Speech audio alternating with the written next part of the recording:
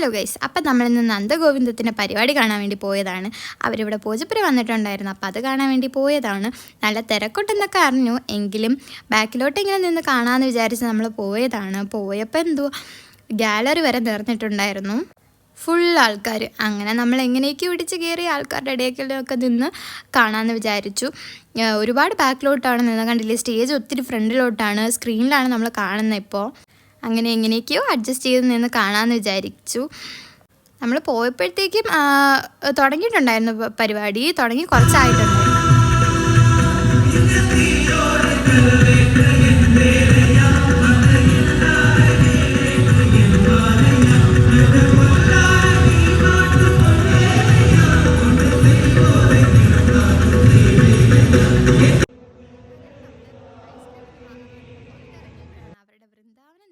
കേട്ടത് അങ്ങനെ പിന്നെ നമ്മൾ ഓടിക്കേറി. ആ പാട്ട് കഴിഞ്ഞെങ്കിൽ അടുത്ത പാട്ട് കാണുമായിരുന്നു.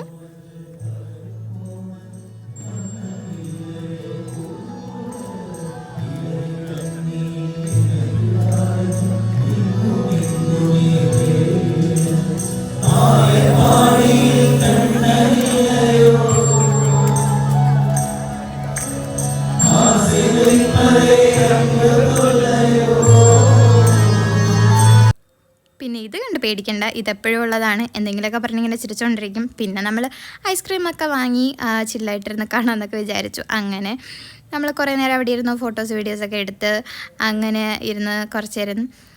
പിന്നെ അത് കഴിഞ്ഞ ഉടനെ നമ്മൾ ഇറങ്ങി. അപ്പം അത്രയേ ഉള്ളൂ.